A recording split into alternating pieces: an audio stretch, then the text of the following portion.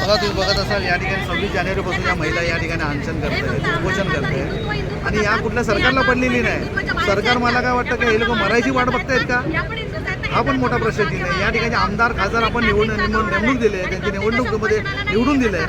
या ठिकाणी आंदोलनाला का बसलेत, का झोपले, याच्यासाठी कधी यायला पाहिजे. या ठिकाणी सरकार या हातून मात्र उत्तर देत आहे. या ठिकाणी 3 वेळा आम्ही येऊन गेलो, या ठिकाणी चौथ्यांदा या ठिकाणी येतोय. मला असं वाटतं ही निर्लज्ज सरकार आहे. यांना काही संविधानाचं काय पडलेली नाही, हे फक्त मराठी वाट बघतायत. लक्षात घ्या. मी तर यांच्या परिवाराला सांगेन यांचं काय बरं वाईट झालं तर त्यांच्या दरवाजावर येऊन याला कोणा ठेवा, तेव्हा हे लोक जागे होतील. लक्षात घ्या. त्यामुळे आम्ही यांच्या पाठीशी आहोत, सर्व मराठी बांधव आम्ही यांच्या पाठीशी आहोत. हे निर्लज्ज सरकारांना जाग यायला पाहिजे. यासाठी आमची काय गरज लागली आम्ही त्याच्यासाठी उतरायला तयार आहोत. आणि मला असं वाटतंय की या ठिकाणी जे आमदार खासदार आहेत ना त्यांना विनंती करतोय की तुमच्या विभागामध्ये तुम्ही जे कार्यक्षेत्रामध्ये काय चाललंय, लोक उपोषणाला का बसलेत ह्याचा पण तुम्ही शहानिशा